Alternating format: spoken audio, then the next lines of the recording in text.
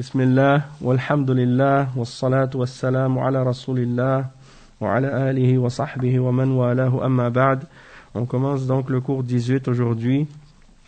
Et le cours d'aujourd'hui, on commence dans le livre Al-Wajibat al-Mutahattimat al-Ma'rifa ala kulli muslimin wa muslima. Et c'est un nouveau chapitre. Et le nouveau chapitre, c'est An-Nifaqu. An-Nifaqu, c'est-à-dire, ce qu'on traduit par l'hypocrisie. Et le cheikh, il explique que An-Nifaqu naw'an. An-Nifaqu naw'an. Nifaqun i'tiqadiyyun wa nifaqun amaliyyun. النفاق الاعتقادي 6 أنواع صاحبها من أهل الدرك الأسفل من النار.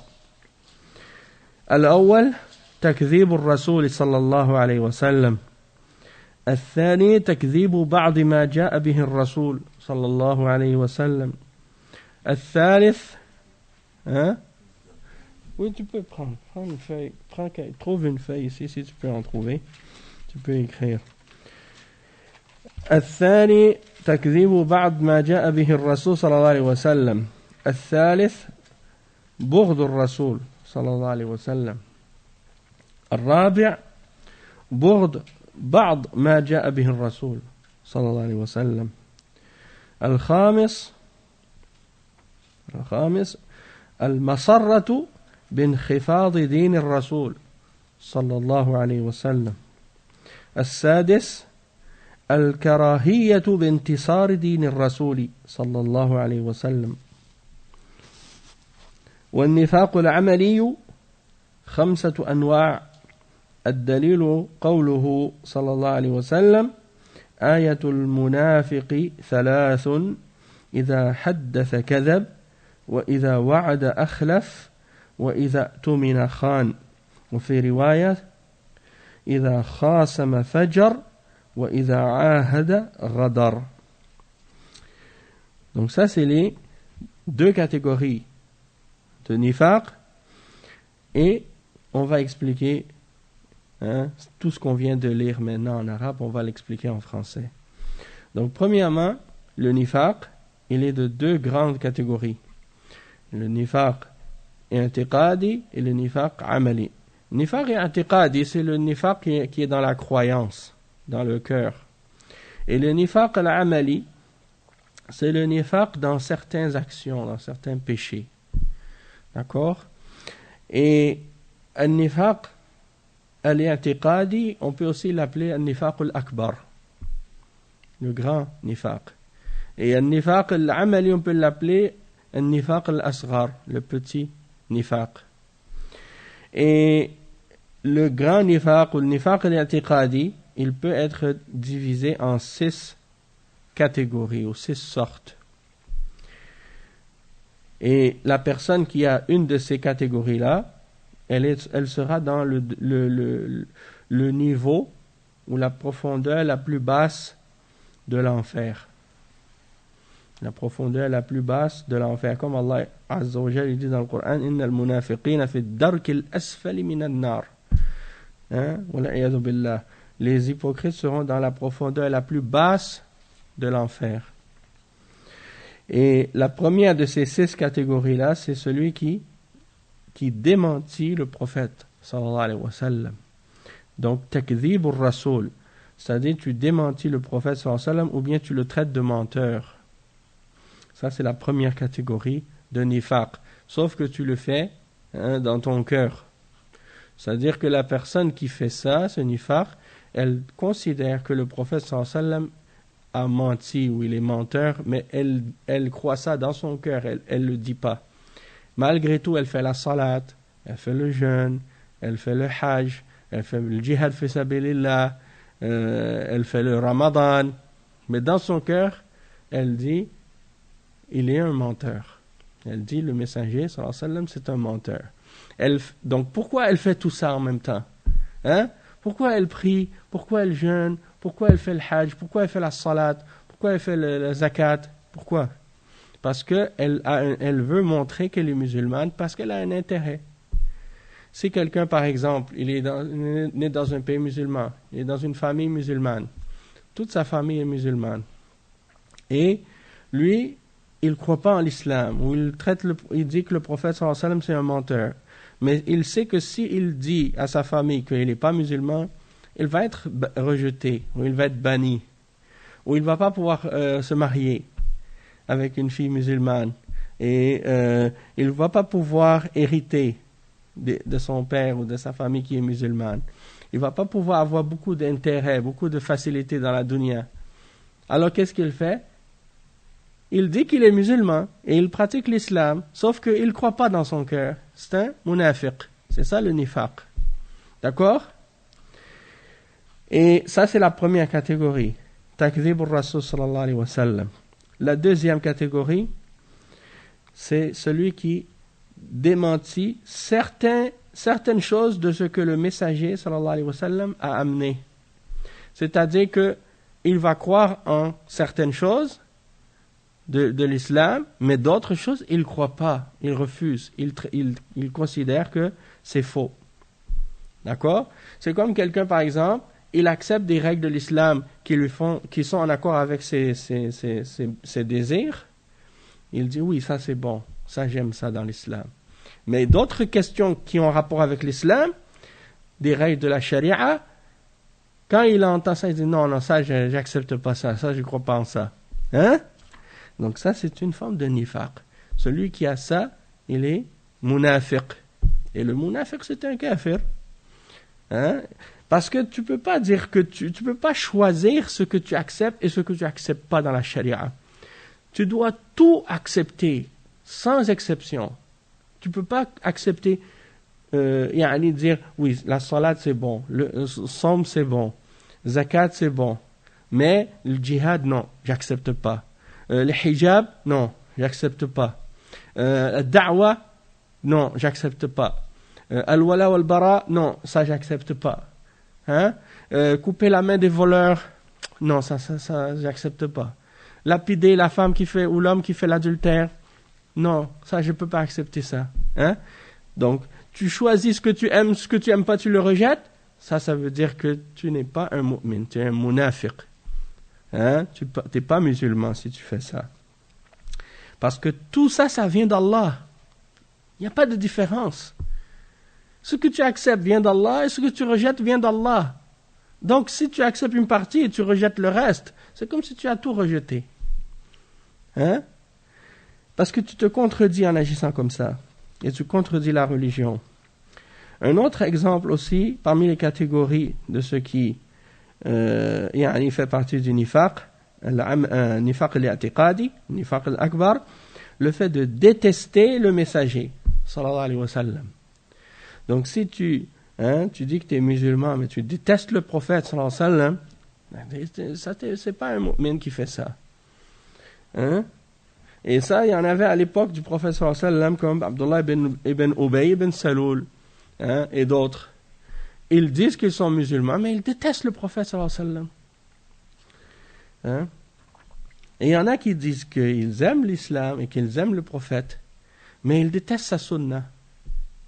Et c'est ça la quatrième catégorie de nifaq. La quatrième, c'est que tu détestes certaines choses que le messager d'Allah sallallahu alayhi wa sallam a amenées dans la religion.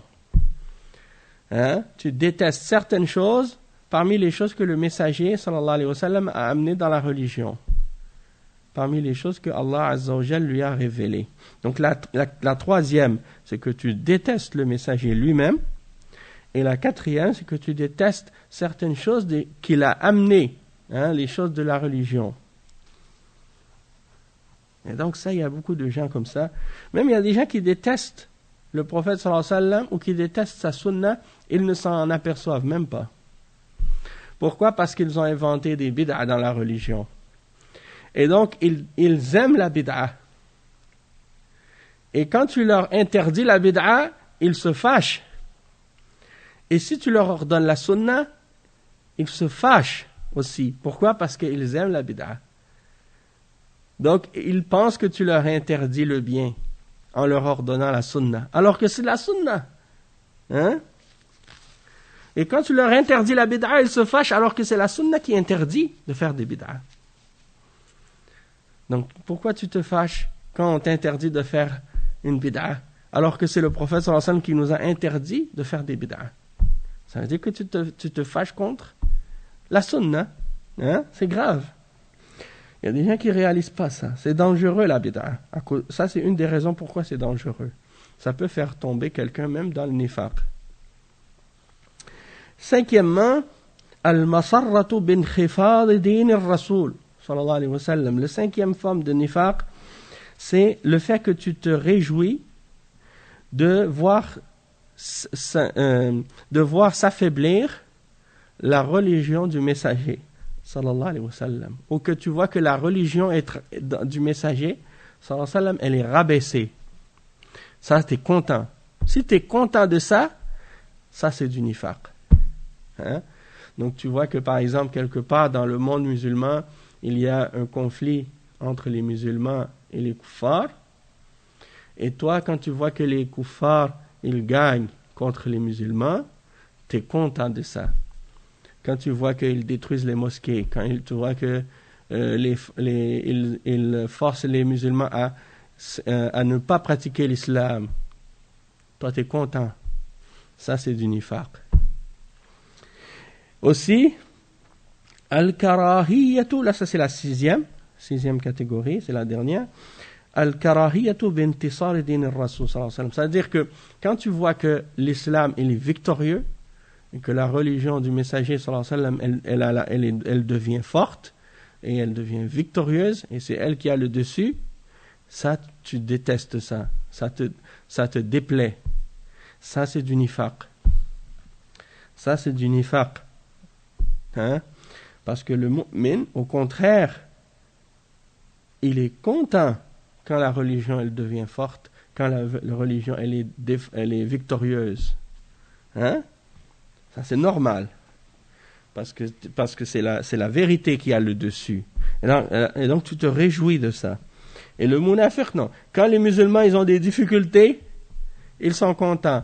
Quand les musulmans ils ont une victoire, ils sont tristes. Ils sont malheureux, ils sont pas contents.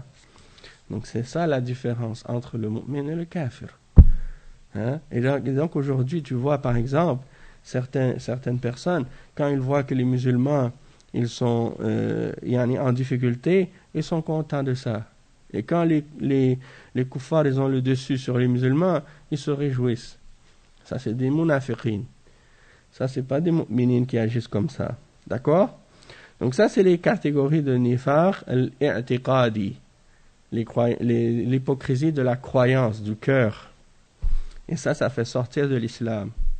Et la personne qui a ça, elle est dans le plus profond niveau, le degré le plus bas de l'enfer, ou la profondeur la plus basse dans l'enfer. Mais est-ce que toi, tu vas savoir que une personne, elle est munafiq? Hein, tu ne peux pas savoir. Pourquoi tu ne peux pas savoir? Parce que ça, c'est dans son cœur, c'est caché. Hein? Tu ne peux pas savoir. Tu peux avoir des indices, certains indices que la personne, elle laisse apparaître parfois dans ses propos, ou dans ses réactions, ou dans ses façons d'agir. Il y a des signes, mais tu ne peux pas être certain. Sauf si elle le dit clairement. Si elle dit des paroles de kufr, clairement avec sa bouche, là, tu vas savoir qu'il y a un problème, que là, la personne, elle dit des paroles de kufr. Mais si elle ne le dit pas, tu ne pourras jamais savoir. C'est seulement Allah qui sait qui sont les munafiqin. Et nous, donc, on les traite, ces munafiqin, on les traite comme des musulmans. Parce que nous, on juge selon al-zahir, qu'est-ce qui est apparent. Le batin, le caché, le cœur, qu'est-ce qu'il y a à l'intérieur? C'est Allah qui va le juger. C'est pas nous. D'accord? Et le prophète Mohammed sallallahu alayhi wa sallam, il connaissait l'identité des munafiqin. Malgré qu'il les connaissait, parce que pourquoi il les connaissait? Allah lui a révélé ça. Allah lui a donné la connaissance. Hein? Parce que le messager d'Allah, sallallahu alayhi wa sallam, il ne connaît pas le ghaib. Il ne connaît pas l'invisible. Donc il ne peut pas savoir qu'est-ce qu'il y a dans le cœur des hommes, qui est croyant, qui n'est pas croyant, qui est sincère, qui n'est pas sincère. Mais Allah Azza wa Jal lui a révélé l'identité des munafiqin. Donc il les connaît. Et malgré qu'il les connaît, il les traite comme des musulmans. Pourquoi? Parce qu'il juge parmi les gens selon l'apparence. Et combien de fois, à l'époque du prophète sallallahu alayhi wa sallam, il y a eu des gens qui agissaient d'une façon ou qui ont fait des choses. Et Omar ibn al-Khattab, il vient et il dit: oh, messager d'Allah, laisse-moi tuer ce munafiq. Et le prophète sallallahu alayhi wa sallam, il dit: je ne veux pas que les gens disent que je tue mes compagnons. Parce que si c'est comme ça, les gens, ils vont dire quoi? Ils vont dire: ah, des gens, ils sont musulmans, lui, il vient, il les tue. Hein? Ils vont avoir peur d'être musulmans ou d'être proche du prophète sallallahu alayhi wa sallam, parce qu'il va dire: ah, ils vont dire: ah, lui, il tue même ses compagnons. Donc le prophète sallallahu alayhi wa sallam, il savait que ces gens-là, c'est des munafiqin, et il les traite comme des musulmans, selon le zahir, selon qu'est-ce qui est apparent. Hein? Et l'exemple de nifaq qui est mineur, le nifaq amali, dans les actions, c'est de 5 catégories qui sont mentionnées dans le hadith. Et le hadith qui est mentionné, c'est le hadith dans lequel le prophète sallallahu alayhi wa sallam a dit: le signe de l'hypocrite est de 3. Donc ça, c'est une narration dans laquelle il y a la mention de 3 signes, et il y a une autre narration où il y a la mention de 4. Et dans un autre, il mentionne 2 et une autre différente aussi. Donc, en tout, ça fait 5 caractéristiques qui sont les caractéristiques de l'hypocrite. Ça ne veut pas dire que la personne est un munafiq, un hypocrite, mais ça fait partie de ses caractéristiques. Donc, il y a une différence entre le fait de dire qu'une personne est un munafiq et de dire qu'elle a une caractéristique du nifaq, ou une caractéristique des munafiqin. Tu peux avoir une caractéristique des munafiqin, ça ne veut pas dire que tu es nécessairement un munafiq. De la même manière que ça se peut que tu aies une caractéristique des kuffars, que tu ne sois pas kafir, ou que tu aies une caractéristique des mushrikin et que tu ne sois pas mushrik. D'accord? Donc il faut faire la différence entre ces deux choses-là, c'est très important. Parce que les khawarij, eux, ils ne font pas de différence entre ces choses-là. Pour eux, le nifaq amali et le nifaq i'tiqadi, ça n'existe pas. Pour eux, tous les nifaq, c'est nifaq i'tiqadi. Hein?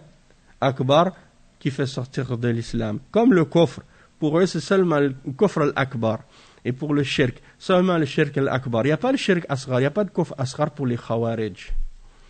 D'accord? C'est pour ça que ces gens-là sont extrémistes. Il faut faire attention à ça. Donc, les 5 catégories de nifaq d'action, ou du nifaq mineur, c'est quoi? C'est dans le hadith. Le prophète sallallahu alayhi wa sallam a dit: le signe de l'hypocrite est de 3. Lorsqu'il parle, il ment. Ça, c'est la première. La deuxième, idha wa'ada akhlaf. C'est-à-dire, quand il fait une promesse à quelqu'un, hein, il ne respecte pas sa promesse. Et la troisième, idha tumina khan. Idha tumina.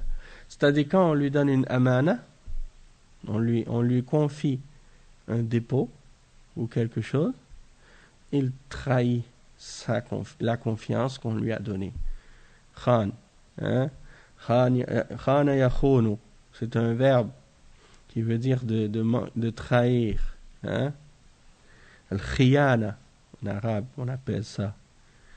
Khiyana, c'est la trahison. Donc, quand on te confie une amana, tu ne respectes pas cette amana, tu la trahis. Hein? Donc, ça, c'est les 3 premières. Et dans une autre narration, il a mentionné 2 autres.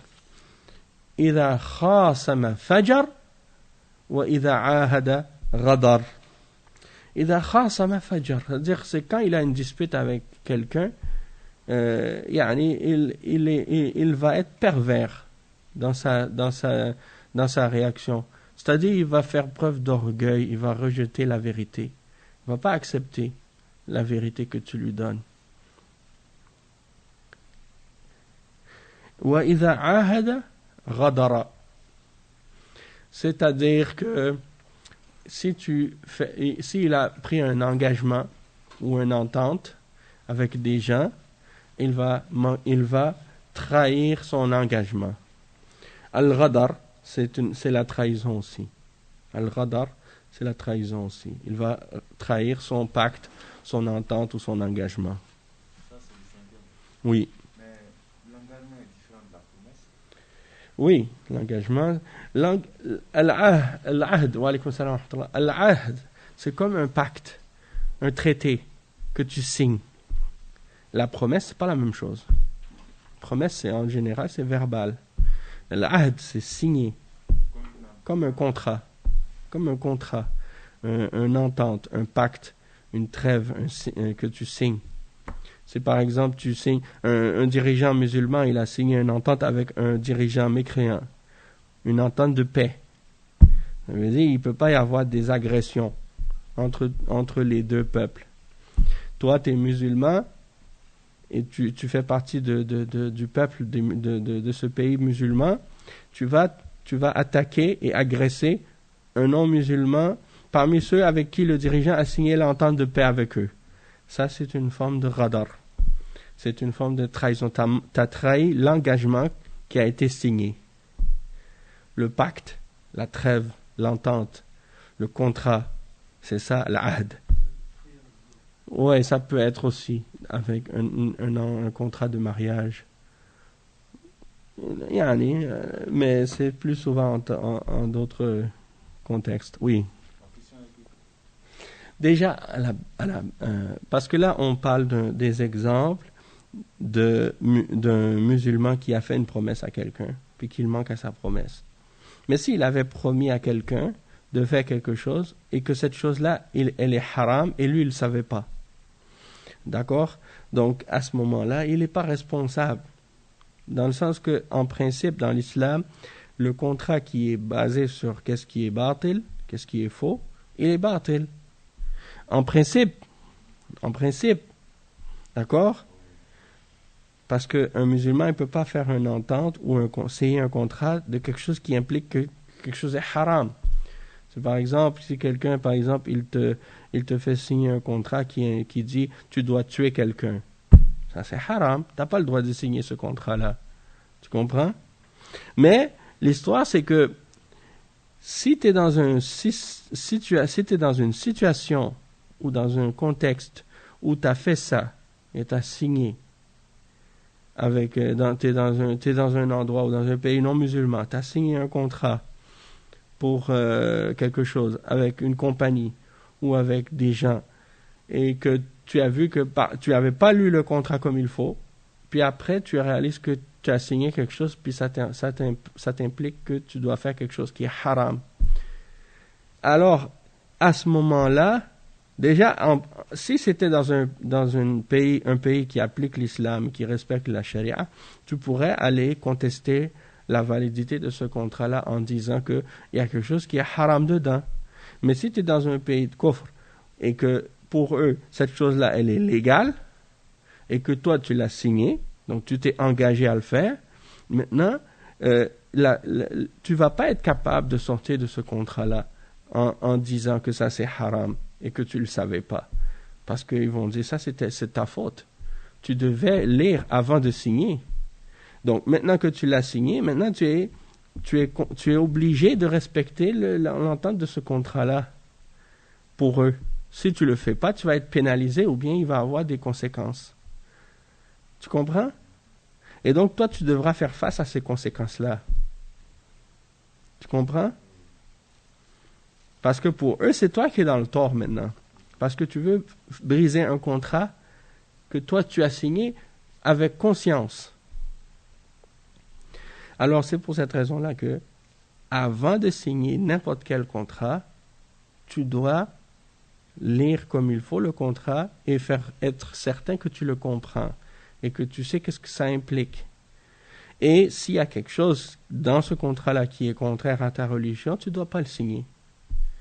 Sinon, tu commets un péché. Tu comprends? Non, c'est ça.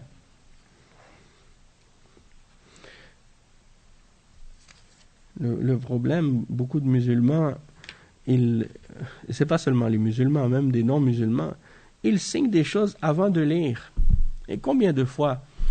Même, c'est pas seulement des signatures qu'on fait avec notre main, même des fois, on peut signer des choses sur Internet juste avec un clic. Hein? Quand on te dit... Et même des fois, la façon même qu'on te demande, c'est presque comme si on te donne même pas le choix. Tu veux installer un logiciel dans ton ordinateur. Par exemple, Windows. Tu veux installer Windows dans ton ordinateur. Donc, tu commences l'installation. Là, il y a un carré qui apparaît et te demande « Est-ce que vous acceptez les conditions ?» Et là, il faut lire tout le texte. Est-ce que tu vas lire tout le texte? Tout le texte de conditions avec toutes les clauses et tout? Si tu lis ça, même si tu le lis, tu vas même pas comprendre, parce que la plupart des choses qui sont mentionnées dans ce contrat-là, c'est des clauses qui sont écrites dans un langage juridique, hein, écrit par des avocats, que ça prend même un avocat pour te l'expliquer. Chaque chose, qu'est-ce que ça veut dire? Toi, la seule chose que tu veux, c'est tu veux utiliser le logiciel, hein? Mais dedans, tu sais pas qu'est-ce qu'il y a dedans si tu l'as pas lu exactement comme il faut. Mais c'est ça qui est malhonnête aussi d'une certaine façon, de rendre l'affaire aussi compliquée que ça, pour que des gens, on leur demande de signer quelque chose, on leur donne un contrat qui est super compliqué, et puis après on leur demande est-ce que vous acceptez oui ou non, et si tu ne l'acceptes pas, tu peux pas utiliser le logiciel. Donc c'est comme si tu es pris là dans un piège, en réalité. Donc, en tout cas, on ne va pas parler des détails de ça parce que ça n'a pas rapport avec le sujet en réalité. Mais tout ça, c'est pour dire que il me semble, moi, logiquement, que les choses devraient être faites autrement. Et qu'on devrait simplifier les choses pour les gens, pour être capable de comprendre qu'est-ce qu'ils signent. Hein? En tout cas, on continue maintenant. On a expliqué le sujet de base, on a expliqué les catégories. Maintenant, on va lire le sharh, c'est-à-dire l'explication de tout ce qu'on vient de lire, et le cheikh, il va donner des exemples et des preuves pour chaque point. D'accord? Donc, ici, le cheikh Ahmed al-Najmi, il dit النفاق نوعان اعتقادي وعملي وقوله اعتقادي وعملي موقعه من الإعراب أنه بدل من كلمة نوعان ويصح أن تقول نفاق اعتقادي ونفاق عملي والنفاق الاعتقادي صاحبه من أهل الدرك الأسفل من النار نعوذ بالله من ذلك وتعريف النفاق الاعتقادي هو التكذيب في الباطن والإيمان في الظاهر وقد ذكر الله عز وجل النفاق الاعتقادي ذكر الله النفاق الاعتقادي وبين صفات أهله في سورة البقرة بدءا من قوله ومن الناس من يقول آمنا بالله وباليوم الآخر وما هم بمؤمنين إلى قوله تعالى ذكره ولو شاء الله لذهب بسمعهم وأبصارهم إن الله على كل شيء قدير وبين صفات المنافقين في سورة براءة بيانا عظيما فما زال يقول ومنهم كقوله سبحانه وتعالى ومنهم من يقول ذن لي ولا تفتني ومنهم من يقول ذن لي ولا تفتني ألا في الفتنة سقطوا وإن جهنم لمحيطة بالكافرين وقوله عز وجل ومنهم من يلزمك في الصدقات فإن أعطوا منها رضوا وإن لم يعطوا منها إذا هم يسخطون وقوله تعالى ومنهم من عاهد الله لئن آتانا من فضله لنصدقن ولنكونن من الصالحين فلما آتاهم من فضله بخلوا به وتولوا وهم معرضون فأعقبهم نفاقا في قلوبهم إلى يوم يلقونه بما أخلفوا الله ما وعدوه وبما كانوا يكذبون وفي خلال ذلك بين الله عز وجل كثيرا من صفاتهم إلى أن قال وإذا أنزلت سورة أن آمنوا بالله وجاهدوا مع رسوله استأذنك أولو الطول منهم وقالوا ذرنا نكن مع القاعدين إلى أن قال سبحانه يعتذرون إليكم إذا رجعتم إليهم قل لا تعتذروا لن نؤمن لكم قد نبأنا الله من أخباركم وسيرى الله عملكم ورسوله ثم تردون إلى عالم الغيب والشهادة فينبئكم بما كنتم تعملون إلى أن قال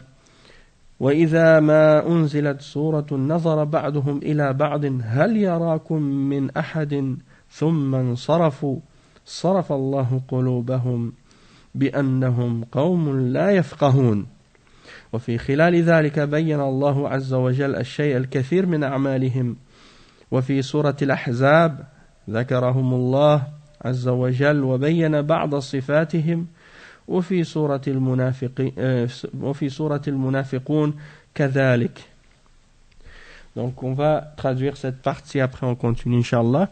Donc le titre, le cheikh il explique premièrement que le nifaq, il y a deux catégories, le nifaq al-i'tiqadi et le nifaq al-amali. Donc le nifaq al-i'tiqadi, il est celui qui a cette forme de nifaq, qui est le nifaq majeur, il sera parmi les gens qui seront éternellement en enfer et dans les profondeurs les plus basses de l'enfer. Wal'iyadhu billah. Et la définition de cette catégorie de nifaq, de la croyance ou bien de le nifaq majeur, c'est le fait de traiter de mensonge la vérité dans son cœur, alors qu'en apparence tu montres que tu y crois. Hein? Et Allah Azza wa Jal, il a mentionné cette catégorie de nifaq et il a clarifié les caractéristiques des gens de cette catégorie dans plusieurs versets dans le Coran, en commençant par Surat al-Baqarah. Les 13 premiers versets de Surat al-Baqarah du verset 8 au verset 20, il y a une description à leur sujet. Donc on va lire ces versets-là ensemble. Allah Azza wa Jal, il dit Inna alladhina kafaru sawa'un. Ah non, ça c'est à propos des kuffars. À propos des munafiqin, ça commence au verset 8. ومن الناس من يقول آمنا بالله وباليوم الآخر وما هم بمؤمنين. C'est-à-dire parmi les gens, il y en a qui disent nous croyons en Allah et au jour dernier, tandis qu'ils ne sont pas croyants, ils ne sont pas réellement croyants. يخادعون الله والذين آمنوا وما يخدعون إلا أنفسهم وما يشعرون. Ils cherchent à tromper Allah et les croyants, mais ils ne trompent qu'eux-mêmes, mais ils ne s'en rendent pas compte. في قلوبهم مرض فزادهم الله مرضا ولهم عذاب أليم بما كانوا يكذبون. Il y a dans leur cœur une maladie de doute ou d'hypocrisie, et Allah laisse croître leur maladie, et ils auront un châtiment douloureux pour avoir menti. وإذا قيل لهم لا تفسدوا في الأرض قالوا إنما نحن مصلحون ألا إنهم هم المفسدون ولكن لا يشعرون وإذا قيل لهم آمنوا كما آمن الناس قالوا أنؤمن كما آمن السفهاء ألا إنهم هم السفهاء ولكن لا يعلمون وإذا لقوا الذين آمنوا قالوا آمنا وإذا خلوا إلى شياطينهم قالوا إنا معكم إنما نحن مستهزئون الله يستهزئ بهم ويمدهم في طغيانهم يعمهون. Donc on va lire ces versets. Allah Azza wa Jal, il dit, et quand on leur dit ne semez pas le désordre sur la terre, ils disent au contraire, nous ne sommes que des réformateurs, on veut faire le bien. Certes, ce sont eux les véritables corrupteurs, mais ils ne s'en rendent pas compte. Et quand on leur dit croyez comme ont cru ceux qui, croyez comme les gens qui ont cru, ils disent croirons-nous comme ont cru les faibles d'esprit? Parce que pour eux, les croyants, c'est des faibles d'esprit. Eux, ils sont intelligents, ils sont évolués, ils sont modernes, ils sont laïcs, ils sont démocrates. Ils ont compris la vérité plus que les croyants. Il dit, Allah Azza wa Jal, il dit, certes, ce sont eux les véritables faibles d'esprit, mais ils ne savent pas. Et quand ils rencontrent ceux qui ont cru, ils disent, nous croyons. Mais quand ils se retrouvent seuls avec leur diable, ils disent, nous sommes avec vous. En effet, nous ne faisons que nous moquer d'eux. C'est Allah qui se moque d'eux et les endurcira dans leur révolte et prolongera sans fin leur égarement. Et il dit ensuite, dans la suite de ces versets, أولئك الذين اشتروا الضلالة بالهدى فما ربحت تجارتهم وما كانوا مهتدين. Il dit, ce sont eux qui ont troqué le droit chemin contre l'égarement. Eh bien, leur négoce, leur commerce n'a point profité et ils ne sont pas sur la bonne voie. Et ensuite, Allah Azza wa Jal, il donne des exemples à leur sujet. Il dit, مثلهم كمثل الذين استوقد نارا فلما أضاءت ما حوله ذهب الله بنورهم وتركهم في ظلمات لا يبصرون صم بكم عمي فهم لا يرجعون أو كصيب من السماء فيه ظلمات ورعد وبرق يجعلون أصابعهم في آذانهم من الصواعق حذر الموت والله محيط بالكافرين يكاد البرق يخطف أبصارهم كلما أضاء لهم مشوا فيه وإذا أظلم عليهم قاموا ولو شاء الله لذهب بسمعهم وأبصارهم إن الله على كل شيء قدير. Donc ça c'est les versets ici qui terminent cette explication au sujet des munafiqin. Allah Azza wa Jal dit, il ressemble à quelqu'un qui a allumé un feu. Puis quand le feu a illuminé alentour de lui, Allah fait disparaître leur lumière et les abandonne dans les ténèbres où ils ne voient plus rien. Donc c'est comme des gens, ils ont eu la foi. Quand ils ont eu la foi, ils ont vu autour d'eux. Et ils ont commencé à voir clair. Puis, à ce moment-là, Allah enlève leur lumière. Donc ils sont dans les ténèbres après, c'est parce qu'ils ont perdu la foi. Donc ils se retrouvent dans les ténèbres, peut-être même que les ténèbres dans lesquelles ils se retrouvent à ce moment-là sont plus profonds que les ténèbres avant qu'ils aient connu la foi la première fois. Parce qu'ils ont vu la lumière. C'est comme quand par exemple tu es dans la clarté, on éteint la lumière tout d'un coup, il fait plus noir que si tu t'habitues à la noirceur. Parce que quand tu es habitué à la noirceur, tu vois quand même un peu dans le noir. Mais si on a mis la lumière et qu'on l'éteint, là tu ne vois plus rien. Ça devient très très noir, plus noir qu'avant. Et donc, Allah Azza wa Jal, il dit qu'ils sont sourds. C'est comme s'ils étaient sourds, muets et aveugles. Ils ne peuvent donc pas revenir de leur égarement. Et on peut encore les comparer à des gens au moment où les nuées éclatent en pluie, chargées de ténèbres, de tonnerres et d'éclairs. Il dit se mettre le doigt dans les oreilles, terrorisés par les fracas de la foudre, craignant la mort. Allah encercle de tous les côtés les mécréants. Et l'éclair presque leur emporte la vue. L'éclair, quand il frappe, tellement la lumière est forte, c'est presque si ça les rend aveugles. Chaque fois qu'on leur donne la lumière, ils avancent. Parce qu'ils arrivent à voir un petit peu quand il y a de l'éclairage. Mais dès qu'il fait obscur, ils s'arrêtent. Ils ne peuvent plus avancer. Parce qu'ils ne voient pas où est-ce qu'ils s'en vont. Et si Allah le voulait, il leur enlèverait certes l'ouïe et la vue. Car Allah a le pouvoir sur toutes choses. Donc ça, c'est les versets dans Surat Al-Baqarah au sujet des munafiqin. Et ensuite, ici, le cheikh, il dit ensuite dans Surat Bara'a, il y a d'autres caractéristiques des munafiqin qui sont expliquées, et c'est des grandes explications, des grands exemples qu'on retrouve dans Surat Bara'a. Surat Bara'a, c'est Surat Tawbah, la 9e surat du Coran. Je vous conseille de la lire. Si vous ne l'avez jamais lu, lisez-la. Et sinon, si vous l'avez déjà lu, eh bien, relisez-la encore. Il y a dedans beaucoup de leçons et beaucoup de descriptions des munafiqin.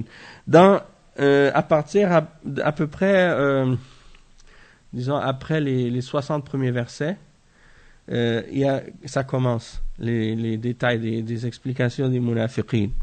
Et tu vois que par exemple, même avant ça aussi, le verset 49, Allah Azza wa Jal commence à énumérer des exemples. Et souvent, ça commence par des versets qui disent « wa minhum » et parmi eux. Hein? Donc, il mentionne à chaque fois qu'il dit wa minhum, par la suite, il mentionne des caractéristiques des munafiqin. Donc, le verset 49, Allah Azza wa Jal, il dit dans Surat Tawbah, il commence à dire wa minhum. Donc, on va lire quelques exemples que le cheikh il a cités dans cette explication qu'il a donnée. Donc, dans le verset 49, Allah Azza wa Jal, il dit ce qui signifie, et parmi eux, c'est-à-dire parmi les munafiqin, il y en a qui dit, donne-moi la permission, c'est-à-dire ils disent au messager, Muhammad sallallahu alayhi wa sallam, donne-moi la permission de rester, c'est-à-dire de ne pas partir dans l'expédition, parce que le contexte de Surat Tawbah, c'est la bataille de Tabouk. Donc c'était une des dernières sourates qui ont été révélées dans le Coran. Surat Tawbah et Surat Al-Ma'ida. C'est parmi les dernières. Hein? Et donc, il dit, le prophète sallallahu alayhi wa sallam, il dit, ils ont demandé au prophète sallallahu alayhi wa sallam la permission de rester derrière et de ne pas partir avec eux. Et parmi eux, il y en a un qui a dit en particulier, donne-moi la permission de rester et ne me mets pas dans la tentation. De quelle tentation il parle? Et quand tu regardes dans le Sabab al-Nuzul ou la cause de la révélation de ce verset, c'est un homme parmi les munafiqin et lui, il ne voulait pas partir. Et une des excuses qu'il a données, c'est ne me force pas à partir là-bas parce que si je vais, parce que c'était contre les Romains qu'il allait combattre à Tabouk, parce qu'il y avait une base romaine là-bas. Et donc, il a dit, ne me laisse pas partir là-bas, parce que si j'arrive là-bas et que je vois les femmes des Romains, je vais avoir trop de tentations.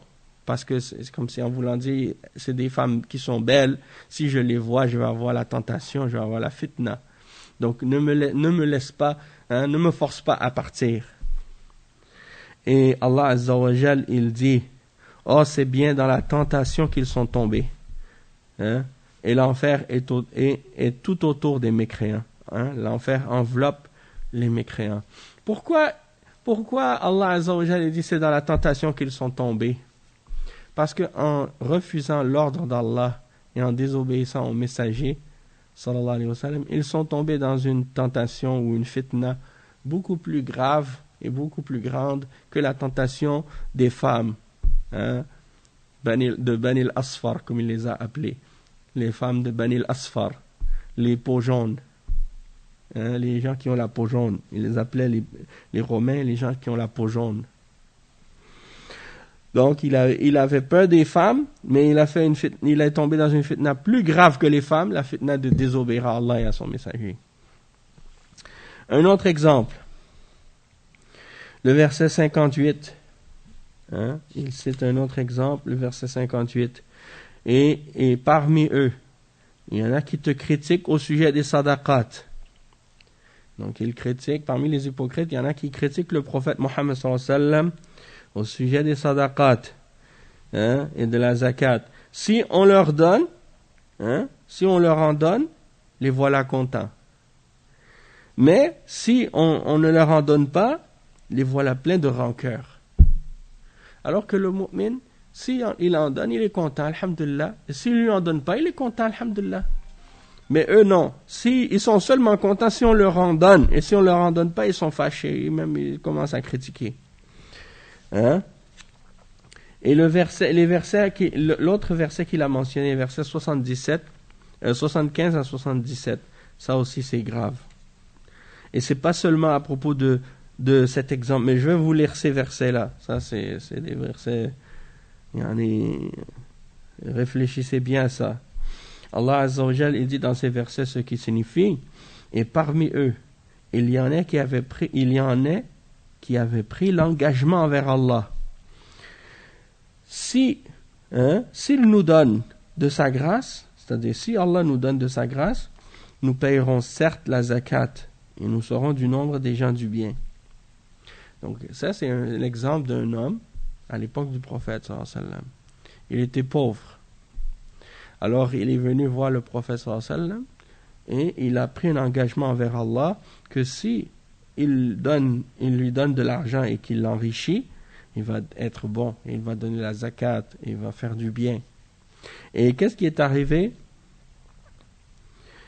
Quand il l'a reçu, il dit, mais Allah leur a donné de sa grâce, ils se montrèrent avares et ils tournèrent le dos et firent volte-face. Et le verset 77, il a donc suscité, donc Allah Azza wa Jal a suscité dans leur cœur l'hypocrisie à cause de ça. Et cela jusqu'au jour où ils le rencontreront pour avoir violé ce qu'ils avaient promis à Allah et pour avoir menti. Donc ils ont pris l'engagement, oh Allah, si tu nous donnes de la richesse, si on devient bien, là on va être pieux, on va faire des sadaqat, on va aider les pauvres, on va faire beaucoup de bonnes choses. Allah Azza wa Jal leur a donné. Une fois qu'ils leur ont donné, tout d'un coup ils se tournent, ils deviennent avares, ils ne veulent plus partager, ils ne veulent plus donner rien à personne. Et ils tournent le dos. Et à cause de ça, Allah Azza wa Jal les a punis en mettant l'hypocrisie dans leur cœur jusqu'au jour de la résurrection, pour avoir violé leur engagement. Donc tu as pris un engagement avec Allah, tu dois le respecter. Si tu ne le respectes pas, il peut y avoir des conséquences beaucoup plus graves que qu'est-ce que tu t'imagines. Un autre exemple aussi, c'est le verset 86 dans Surat At-Tawbah. Il dit, un autre verset dans lequel Allah Azza wa Jal dit ce qui signifie, lorsqu'une sourate est révélée qui dit croyez en Allah et luttez en compagnie de son messager, les gens qui ont tous les moyens, c'est-à-dire les gens aisés, et qui ont les moyens de combattre, parmi eux, ils te demandent de les dispenser du combat et disent laisse-nous avec ceux qui restent en arrière, avec les femmes et les handicapés et les aveugles et les malades et les vieux. Ils veulent rester derrière. Et le verset 94 que le cheikh a mentionné, ça c'est juste des exemples qu'il donne, parce qu'il y en a beaucoup plus que ça. Il dit dans le verset 94 ce qui signifie, et il vous présente des excuses quand vous revenez à eux. Dit, ne présentez pas des excuses, nous ne vous croyons pas. Allah nous a déjà informés de vos nouvelles, et Allah verra votre œuvre ainsi que son messager. Puis vous serez ramenés vers celui qui connaît l'invisible et le visible, et alors il vous informera de ce que vous faisiez. Et le verset 127, c'est le dernier exemple qu'il a mentionné, le verset dans lequel Allah Azza wa Jal dit, et quand une sourate est révélée, ils se regardent les uns les autres, et se disent, quelqu'un nous voit-il? Quelqu'un nous voit-il, c'est-à-dire est-ce que quelqu'un nous regarde? Puis il se retire, il se détourne. Il dit qu'Allah détourne leur cœur, puisque ce sont des gens qui ne comprennent rien. Parce que les munafiqoun, les hypocrites, ce sont des gens superficiels. Ils ne voient les choses que de façon extérieure. Et ils ne voient les choses que de façon superficielle. Et ils ne comprennent pas que les choses les plus importantes sont les choses du cœur, sont les choses qui sont dans l'intention et la sincérité. Ils voient juste les intérêts et les bienfaits de la dunya. Et c'est pour ça qu'ils ne comprennent rien à la religion. Subhanallah, il y a des gens, c'est comme ça. Et j'en ai vu beaucoup des exemples de gens comme ça, par exemple dans certains pays où les gens sont dans la pauvreté et ils voient la religion uniquement comme un moyen de faire de l'argent. Et quand ils te voient, comme par exemple quand j'étais en Haïti, la première fois que je suis allé, mon père il habitait là-bas et je ne l'avais pas vu depuis longtemps parce qu'il était parti habiter là-bas. Et puis quand je suis arrivé là-bas, il a su que j'étais converti à l'islam. Et il m'a dit, combien il te paye? J'ai dit, qu'est-ce que tu veux dire combien il me paye? Il dit, combien il te paye pour être dans cette religion? J'ai dit, personne ne me paye. Qui va me payer? C'est Allah Azza wa Jal qui me récompense. Je ne cherche pas de paix ou de paiement ou de choses comme ça. Donc tout ça pour dire, yani, c'est des gens qui ne connaissent pas la question de la sincérité. Ils ne comprennent pas cette notion-là, de faire quelque chose pour Allah. Hein? Et tout revient pour eux à une question d'argent. Parce que en Haïti, je ne sais pas, peut-être vous ne connaissez pas, mais il y a la religion voodooisante, qu'est-ce qu'on appelle le voodooisme. Le voodooisme est basé sur les intérêts, seulement sur l'argent. Tout est basé sur l'argent dans le voodooisme et des échanges d'intérêts. Tu fais un service pour les djinns et eux te donnent un service en échange. C'est tout basé sur des échanges. Hein? Donc c'est normal que eux, leur mentalité, c'est comme ça. Même les chrétiens et les missionnaires chrétiens, quand ils vont là-bas, hein, les gens qui rentrent, eux, ils leur donnent des choses en échange pour les attirer. Alors ils ont pris l'habitude que quand une religion arrive en Haïti, ils donnent quelque chose pour que les gens viennent. Et donc, quand on leur parle de l'islam, eux, ils agissent comme ça. Ils attendent toujours que des gens viennent de l'extérieur pour leur donner des choses. Alors que on vient leur expliquer que non, on n'a rien à vous donner. La seule chose qu'on vient pour vous donner, c'est la foi, c'est la connaissance. Et si vous l'acceptez, ça va vous sauver. Ça, c'est ça qui est bon pour vous. Hein? Et si on a du bien de la dunya, on peut partager avec vous, on peut vous aider. Mais il ne faut pas que vous acceptiez l'islam en attente de ça. C'est-à-dire de devenir musulman pour ça. Et le prophète sallallahu alayhi wa sallam, il donnait aux gens comme s'il n'avait pas peur de la pauvreté. Hein? Et même eux, il y a même des gens au début de l'islam, quand ils devenaient musulmans, subhanallah, il y a un hadith comme ça qui dit, quand je suis devenu musulman, il dit, je suis devenu musulman et je disais aux gens, venez, il y a un homme qui s'appelle Mohammed, il donne aux gens, comme s'il n'a pas peur de la pauvreté. Alors il dit, au début, on est devenu musulman pour ça, et après, Allah nous a fait comprendre la sincérité. Et on est devenu des vrais musulmans par la suite. Pour Allah, pas pour la dunya. Donc c'est pour dire que des fois, quelqu'un peut, au début, connaître l'islam d'une certaine façon pour des intérêts, puis une fois que la connaissance est rentrée dans son cœur et qu'il a compris, là, il devient sincère. Et là, il accepte réellement l'islam pour Allah et non pas pour quelque chose d'autre. Donc ça, c'est très important parce que ça fait partie de la sincérité. C'est comme un homme, par exemple, qui tombe amoureux d'une femme musulmane et il la trouve vraiment belle et il dit « je veux tout faire pour me marier avec elle ». Et elle lui dit « Mes parents vont jamais accepter que je me marie avec toi, sauf si tu deviens musulman ». Alors lui, il dit « Ah, d'accord, je me convertis ». Même si c'était une famille, si sa famille était hindoue, il serait devenu hindou. Si sa famille était chrétien, il devenait chrétien. Si sa famille était juive, il deviendrait juif. C'est-à-dire que pour lui, c'est pas important la religion de la fille. Qu'est-ce qui est important, c'est de se marier avec elle. Donc, il va accepter n'importe quelle religion juste pour pouvoir se marier avec elle. Et parce qu'elle est musulmane, il va devenir musulman. Hein? Sauf que c'est pas pour Allah. C'est pas sincère. Bon. Si c'est comme ça, alors Allah ne va pas accepter son islam. Si son intention pour se marier, pour devenir musulman, c'est pour se marier avec la femme seulement, pas pour Allah, comme si en voulant dire, il veut juste avoir la possibilité de pouvoir se marier avec elle. Donc il dit la ilaha illallah Muhammad Rasulullah, mais dans son cœur il ne croit pas réellement.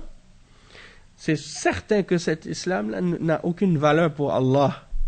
Parce que celui qui dit la ilaha illallah, il ne le dit pas pour Allah seulement, ça n'a pas de valeur, ça ne compte pas. Peut-être pour les hommes, nous on juge par l'apparence, l'extérieur, on dit oui, ok, il a dit la ilaha illallah, Muhammad Rasulullah, il pratique l'islam, donc il est musulman. Mais Allah, lui, au jour de la résurrection, quand il va le rencontrer, il va le juger, non seulement par qu'est-ce qu'il a montré, mais par rapport à qu'est-ce qu'il a cru dans son cœur et la sincérité. Est-ce qu'il a été sincère, oui ou non? S'il n'a pas été sincère, c'est certain que Allah ne va pas accepter son islam. D'accord? Donc ça c'est important. Et donc le cheikh il dit à travers donc beaucoup de ces actions des munafiqin, Allah Azza wa Jal a clarifié la réalité du nifaq et de leurs caractéristiques. Et il y a d'autres exemples aussi de ça dans Surat Al-Ahzab. Surat Al-Ahzab. Et aussi dans Surat Al-Munafiqun. Donc, Surat Al-Baqarah, Surat Al-Tawbah, Surat Al-Ahzab, Surat Al-Munafiqun, dans Surat Al-Nisa aussi, dans Surat Al-Imran. En tout cas, il y en a beaucoup. Le cheikh, il a mentionné seulement des exemples. Non.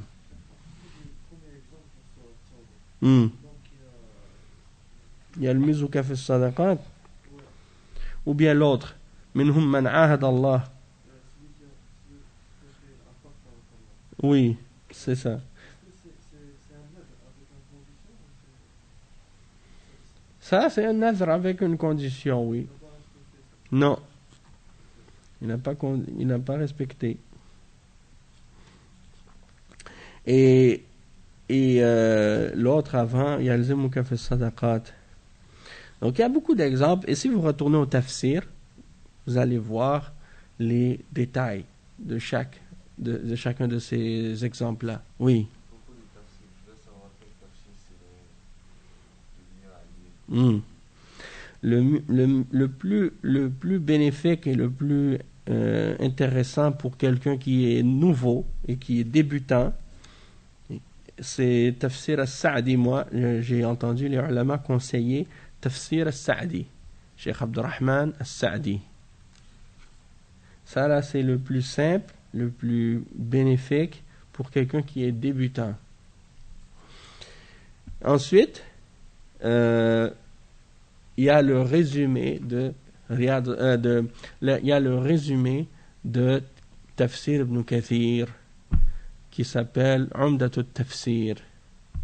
Umdatut Tafsir de Ahmed Shakir. C'est le résumé de Tafsir ibn Kathir. Ça, c'est bon pour un débutant aussi. Si tu as lu Tafsir al-Sa'di, après tu peux lire ça. Oui,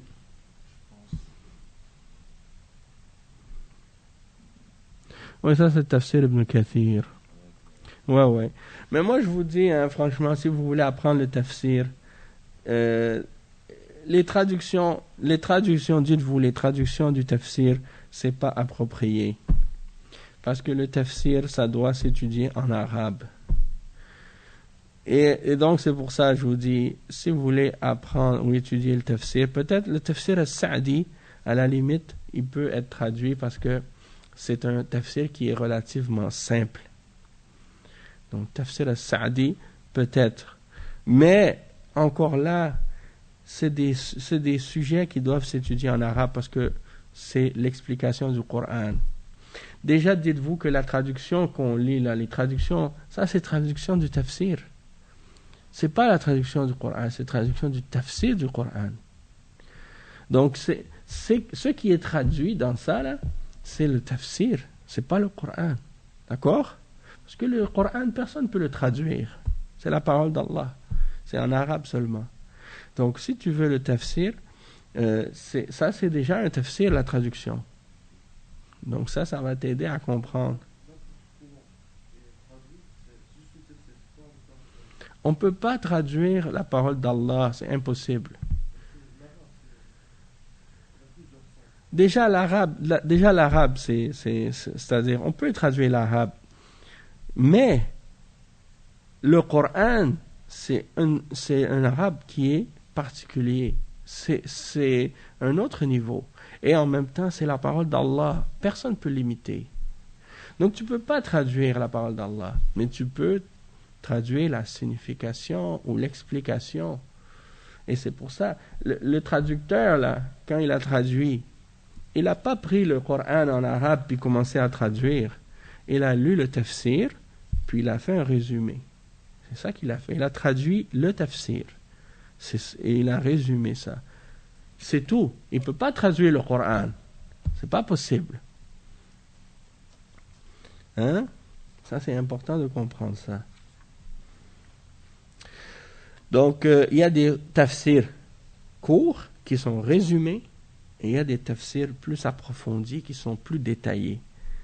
Et c'est pour ça que l'exemple qu'on a, par exemple, quand on lit la traduction en français, ça, c'est tafsir d'un résumé du tafsir. Traduction d'un tafsir résumé. Mais si quelqu'un veut, par exemple, voir l'exemple de tafsir al-Tabari ou tafsir al-Qurtubi ou tafsir des autres ulama qui sont très très approfondis, ça, si tu vas le traduire, tu vas prendre beaucoup de volumes comme tafsir Ibn Kathir. Il est très détaillé, plus détaillé que tafsir al-Sa'di. Hein? Et même qu'il mentionne des différentes narrations de hadiths et il ramène même l'isnad des hadiths. Donc c'est comme s'il résume, en fait, il a résumé le tafsir de At-Tabari. Donc c'est pour ça, c'est un autre niveau. Et ces livres-là, c'est préférable de les étudier en arabe, parce que si tu les étudies en français, c'est comme une traduction d'une traduction. Ça devient compliqué. Hein? Non. Où est-ce qu'on en était maintenant? Donc il dit... On va lire un dernier paragraphe, après on s'arrête, ok?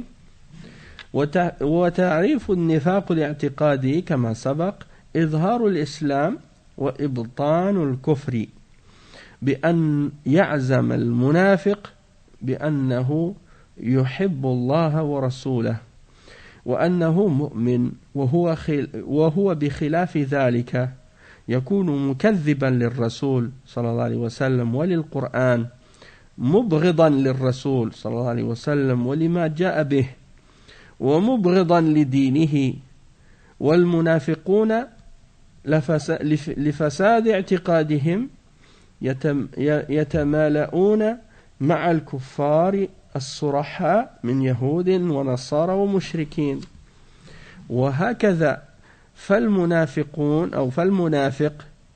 يصر ويحب أن ينخفض دين الرسول صلى الله عليه وسلم ويظهر دين الكفر على دين الإسلام ويكره انتصار دين الرسول صلى الله عليه وسلم. هذا هو النفاق الاعتقادي الذي يكون في قلوبهم. نعوذ بالله من النفاق وفساد الاعتقاد. Donc, on va s'arrêter ici, on continuera la suite au prochain cours. Donc, je vais traduire ce petit passage, après on va expliquer la suite au prochain cours. En fait, j'ai envie de le terminer, mais on peut le terminer, mais il faudrait aller un peu plus rapidement. Donc, ici, le cheikh explique donc que le nifaq i'tiqadi, ou le nifaq majeur, c'est de montrer, c'est comme on l'a expliqué, quelqu'un, elle montre qu'elle est musulmane, mais elle cache sa mécréance.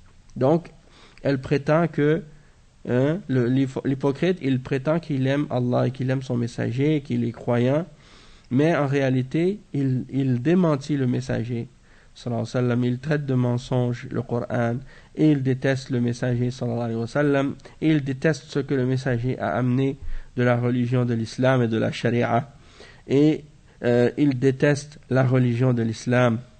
Donc, à cause de la fausse croyance de l'hypocrite, du munafiq, il se rapproche des kuffars, juifs, chrétiens et autres, hein, les mushrikines. Et c'est pour ça que tu vas voir, par exemple, parmi les munafiqines de cette umma, ils vont toujours s'entendre mieux avec des kuffars clairs qu'avec des musulmans.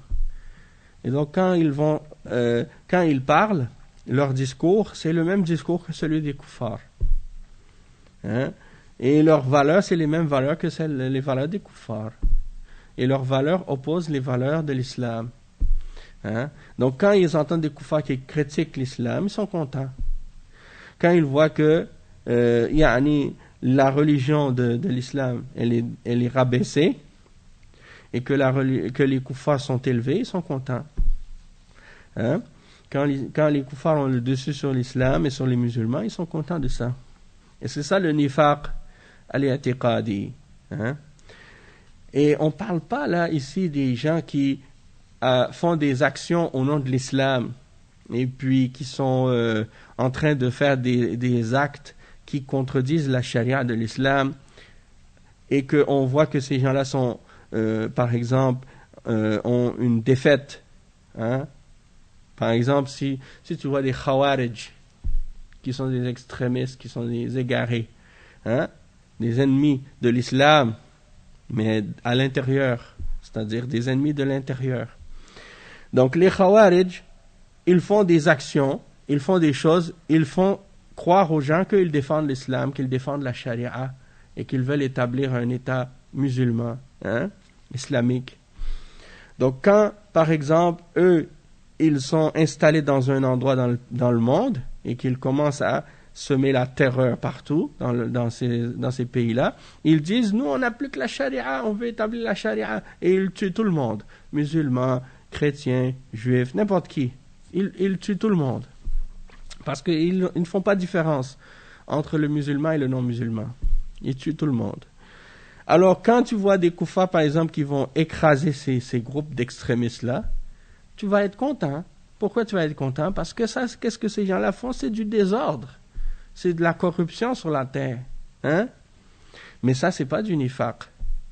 Hein? Ça, c'est pas du nifaq. Pourquoi? Parce que c'est des gens de bid'a. C'est des gens de bid'a qui font du tort à l'islam et aux musulmans. Donc, tu te réjouis de voir que ces gens-là, ils ont une défaite. Hein? Même si ceux qui les combattent sont des koufars, hein? Si ceux qui sont parmi ces koufars-là qui viennent pour enrayer leur mal. D'accord? Donc, les Khawarij, eux, ils vont dire, ah, regardez-vous, là, vous êtes des hypocrites, parce que vous êtes contents que les koufars, ils ont la victoire sur les musulmans. Non, on n'est pas content que des koufars ont la victoire sur l'islam et sur les musulmans.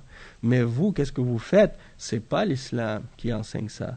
Qu'est-ce que vous faites? C'est le désordre sur la terre, le fasad. Et Allah, il n'aime pas le fasad. Wallahu la yuhibbul fasad. Donc, quand on vous arrête et on vous élimine, c'est un bien pour l'islam et pour les musulmans. Donc c'est pour ça qu'on se réjouit.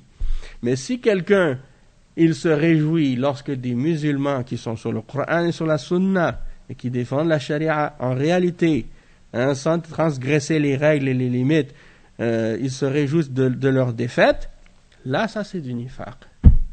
Et s'ils sont contents quand les koufars ont le dessus sur ces musulmans-là, alors ça, c'est du nifaq. D'accord? Donc, il faut faire la différence entre, par exemple, les mubtadi'a. Parce que ça, c'est la même chose aussi. Il y en a qui sont contents si les mubtadi'a, ils ont le dessus sur les musulmans d'Ahl Sunnah. Ça aussi, c'est une forme de nifaq, ça aussi. Hein? Si, par exemple, tu dis les Shia al-Rafida, hein, en Iran, ils ont le dessus sur les musulmans d'Ahl Sunnah dans certains pays musulmans. Hein? Et ils commencent à installer la religion des Rafida dans les pays d'Ahl Sunnah. Si tu es un mu'min, tu ne te réjouis pas de ça, tu vas être fâché de ça. Parce que tu sais que la voie des Rafida, c'est du kufr. Hein? C'est des bid'a, et c'est du shirk, et c'est du kufr. Donc tu ne te réjouis pas de ça. Donc, ce n'est pas juste de voir les choses de façon superficielle, de dire islam, hein, musulmans, koufars. Non, même parmi les musulmans aussi, il y a des tendances et des groupes et des sectes. Et ça aussi, ça joue, hein, et ça affecte l'attitude des musulmans entre eux. Et les musulmans vis-à-vis des non-musulmans. Et ce n'est pas pour rien que les ennemis de la sunna, les gens de bid'a, se sont toujours alliés aux kuffars contre les musulmans. Toujours. Comme par exemple, les Rafida, Shia, ils ont aidé les Tatars à l'époque des Tatars quand ils ont envahi Bagdad. C'est un Chi'i qui leur a ouvert la porte pour les faire rentrer. Hein? À l'époque des croisades, hein? C'est la même chose, les Shia qui se sont alliés avec les chrétiens pour combattre les musulmans d'Ahl Sunnah. Beaucoup d'exemples comme ça dans l'histoire. Hein? Donc les gens de la bid'a ont toujours été un allié des kuffars juifs, chrétiens et autres. D'accord? Et les kuffars, justement, ils ont toujours cherché les groupes et les sectes dans les pays musulmans qui seraient susceptibles de les aider. Hein? C'est pas pour rien qu'après la colonisation, beaucoup d'entre ceux qui, quand ils sont partis, les colonisateurs, ils ont laissé, dans certains pays par exemple, des gens au pouvoir qui étaient de différentes sectes pour écraser les gens de la sunna dans certains pays. Donc tout ça pour dire, yani, que ça c'est important de tenir compte de ça, de cette réalité-là.